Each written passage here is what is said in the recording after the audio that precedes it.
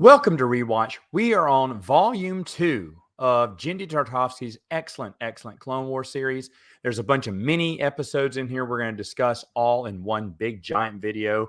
Wow, so much fun. It begins off with where it ended in Volume 1, I should say. Volume 2 picks back up where troopers go to rescue the Jedi who are being attacked by Grievous and surrounded by a droid army. First off, troopers going in and attacking the droids and everything. Again, awesome animation, awesome action. They actually get there in time where we left off, where Ki-Adi-Mundi is getting attacked by General Grievous. Of course, they they scare General Grievous off by shooting him. Ki-Adi-Mundi wants to go after him. The clones are like, no, don't. We got other things to do. They have to extract as many Jedi as they can.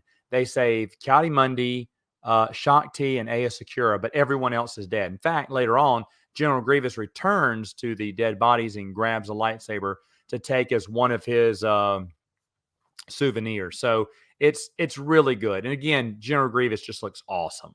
You know, the Jedi, Ki-Adi-Mundi knows he is a danger. He must be stopped. Now, Yoda also in one of the other episodes here, he hears Qui-Gon's voice and he's kind of confused by it.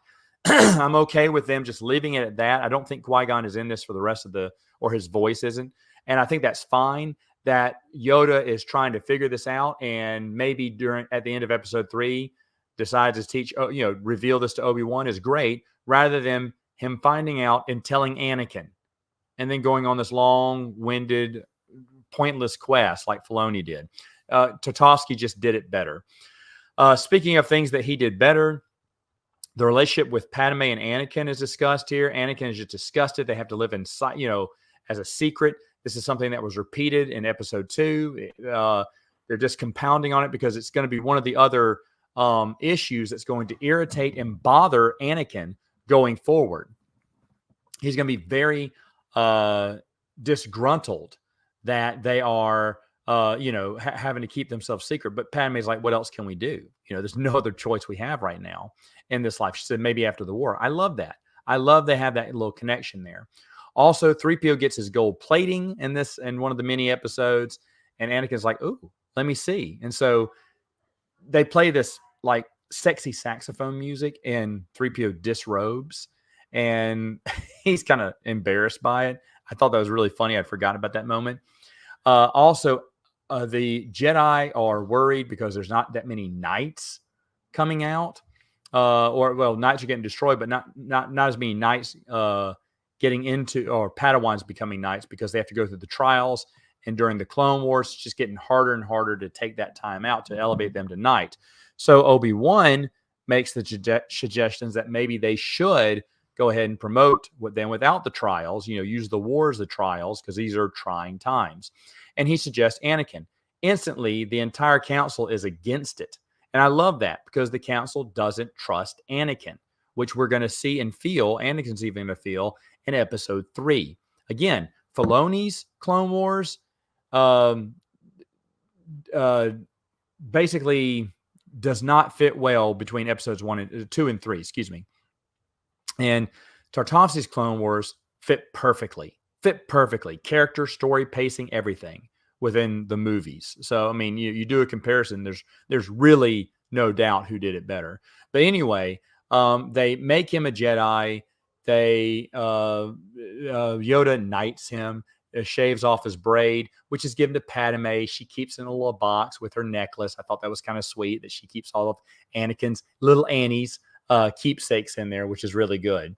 It then goes to a montage of Anakin and Obi-Wan, mainly Anakin, doing some amazing things during the Clone Wars. And really, that's all we need. We don't need a bunch of mini episodes about Anakin doing great things. Just a montage of, Jedi or clones in trouble, and Anakin just winning at everything. Piloting, fighting droids, infiltrating bases. It's great, and that's really all we need. Now, he does come home in this montage with a scar that Padme sees with him on, and she's kind of upset by that, but that's okay. That's war. And so I really love that they don't really have to explain it. They just say, hey, you know what? He's done great things, and he makes time for Padme. And I think when he can, and that's just great. That's all we need is a montage there. I also like that there is the bunker scene. I've already said this before when I first talked about the series as a whole. The bunker scene is really good because it just shows the bond between Anakin and Obi-Wan. Anakin's eating worms and bugs. He said, "You did say to feed off the living force." And he went, "Not like that." And they're making jokes. And Anakin just reveals to Obi-Wan that he's been silently slipping behind lines to do some reconnaissance. And Obi-Wan's like, "What? So what do you mean? We have to slip through the lines, take on an army of droids. It does all this impossible stuff. And that's our day." He went, "Yep, just about it." And he went, "All right, let's go." And it just shows their camaraderie, their friendship, something that Dave Filoni's Clone Wars was missing the entire time. You had 6 seasons in the EU and 7, of course, overall. And I don't think he ever made that connection, that bond. He never showed that strengthening of the friendship between Anakin and Obi-Wan. It doesn't take much, but moments where you're in a bunker and it's raining and you're miserable and you're wet and you're cold and you're hungry, that's where bonds are formed. And they do this amazing stuff and, of course, make it out in time and kind of laughing the whole time. It's great. It's really great. It also shows the beginning of the separatist invasion of the Wookiee planet Kashyyyk as 2 Wookiees. One might be Chewbacca and his son, but we're never told that. They uncover separatist ships that start their advancement. So, of course, this is building up to episode 3. Dooku is training Grievous and making him get better, and even tells him, he gives him advice. He says, retreating before an enemy, there's no shame in that as long as you can trap them better. So retreat to an area, make them feel overconfident, and then attack. Because what happened is Dooku retreated, Grievous got overconfident, and Dooku beat him. And that's a great lesson. So this is why Grievous is running away from Obi-Wan. He wants to trap him later on. Again, this TV series complements the movies perfectly. But anyway, it's so great stuff. Anakin also defeats a Leviathan. There's a nice little action scene where he defeats this big giant creature, which of course is going to escalate into another adventure there. But it's just there's so much stuff going on in all these micro series. One of my favorite ones is one of the episodes begins with Yoda. He's meditating, and then he opens his eyes, opens up the windows, and here comes the invasion of Coruscant. So now we are right there. This is the prequel to episode 3, the invasion of Coruscant. And it's so funny because there's a conversation between Padme and it's not Panaka. I still forgot that dude's name. Anyway, the thing is that while they're having a conversation, 3PO is screaming the entire time, which made me laugh because, there's an invasion going on and 3PO is kind of a sissy. That was just really good stuff. Meanwhile, Anakin and Obi-Wan were sent to this planet where after Anakin defeats this Leviathan, they find there's a tribe of people that don't have any men. It's just women and children. And they find Obi-Wan, who can understand their language, realizes they're looking someone with a phantom hand, and he holds up Anakin's hand, and Anakin is the one to, he's the warrior in line, I guess. The tribe selects him to go find what happened to their other warriors. And Obi-Wan says, "Hey, you never had your trials. This may be the Force, the will of the Force. This is why Yoda sent us here. This is your trial, Anakin." And he said, "I will not fail you, Master." He still calls Obi-Wan Master, which is nice. It's a term of endearment. And Obi-Wan says, "Do not fail yourself." It's great. It's great stuff. I love the lines here. When there is dialogue, it means something, and that's really good.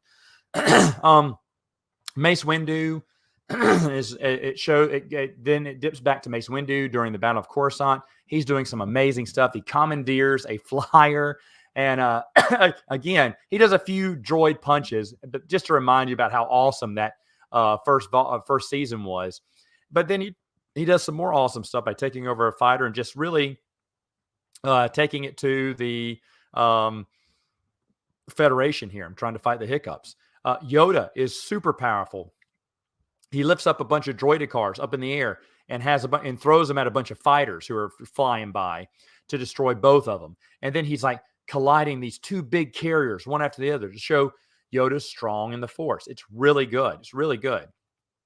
In fact, there's hilarious trooper line where They're like, hold the line, hold the line. Oh, and by the way, while they're holding the line, it's really good. Good clone trooper action there. But he goes, sir, who's guarding? He said, we're leaving our left flank open. He's like, no, he said, we've got the left flank. The Jedi are covering us on the left flank. And it's Yoda and Mace Windu. And they're just force pushing waves of droids out of the way. I mean, it's just super awesome to see all the action happening on Coruscant at this time. Meanwhile, Shaak Ti and a few others have come to take Palpatine to a safe place. He is sitting there drinking tea, calmly watching the battle because he knows what's going to happen. And of course, Grievous comes in to try to kidnap him. He pursues them the whole time, and it's really, really good. There's some really good action the whole time. Again, Grievous is super scary in this one. The Ithorian does a high-pitched force yell that blows Grievous away, but the second time the Ithorian tries to use that, Grievous clinches in with his legs and then tucks his whole arms and buttons down the hatches there in a way, battens down the hatches as the scream's coming, and then slowly makes his way to the Ithorian and tries to beat it. So Grievous is learning from that. It's really awesome stuff. There's also that excellent train fight at the end too. Shaak Ti also takes on Grievous's bodyguards. I mean, everyone has a chance to shine in this one. Of course, Grievous is going to kill all the Jedi except for Shaak Ti. Doesn't kill Shaak Ti in time, but capture and make off with Palpatine. It's just an awesome scene from start to finish there. Meanwhile, of course, it keeps flashing back between these two things, even though I believe the Anakin Obi-Wan thing probably happened a little earlier. It wouldn't.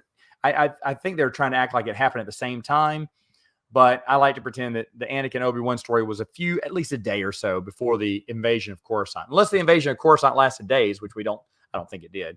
Anyway, Anakin, meanwhile, is on his quest. He goes into a cave. He gets a foreshadowing of the future, what's to come. And then he finds out what's been happening to the warriors of the tribe. Wat Tambur's people, people in these little breathing tanks or tubes, are basically turning them into monsters. So he frees them. He gets help from another warrior who's recently been changed, and they break away. There's these like little chest bracelets that are brain controlling them. And so when they tear that away, then they join Anakin and overthrow Wat Tambur's race. In fact, Anakin has a cool scene where he's getting really mad because his golden arm from episode 2 gets destroyed. I forgot about this. And so he crushes Wat Tambur, or no, it's not. I don't think it's Wat Tambur. It's one of the leaders of those people. Crushes his insides and just kills him.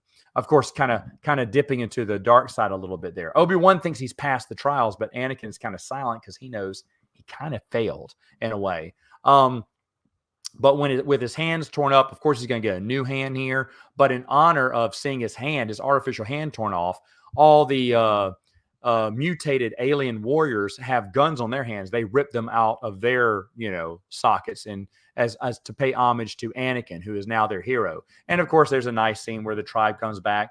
The wives are afraid of their, husbands, their mutated look. But then when the kid says "Dada" or whatever, they all become friends again. So it's nice. I remember when I first watched it, I hated those episodes, and now I love them. I think they're great. Going back to it basically ends where Shaak Ti she's tied up. Mace Windu finds her. She's tied up. He frees her. He tries to grab Grievous. Grievous gets away, but Mace crushes his chest cavity, which is why he's breathing heavy. He's hurt in episode 3. Again, episode 3, I think, had come out by now. So Genndy Tartakovsky knew how to connect the dots here, but it's just beautiful that we got to see that. So honestly, you watching Tartakovsky's Clone Wars leading up to episode 3 really is awesome. Really is awesome. Of course, it ends with Yoda sending a message to Anakin and Obi-Wan that the Chancellor's been taken and they must save the Chancellor at all costs. And of course, leading into what would be episode 3. Overall, I love Genndy Tartakovsky's Clone Wars. I think it's excellent. It is one of the best things out there. If you haven't seen it before, you must watch it. I really think it's that good. The animation, the action, the pacing, the characters, everything about it. Everything that's wrong with Filoni's Clone Wars is right with Tartakovsky's Clone Wars. It's still solid. Probably the best TV show I'll be seeing during rewatch, maybe not counting the movies. But either way, excellent, excellent stuff. Well worth watching and very quick. I think this is like 2 hours of watching here to watch them all. And it's just awesome.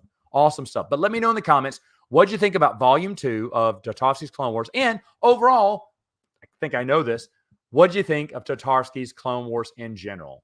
Is it the best ever? I think so too. All right, folks, I'll see you next time on Rewatch.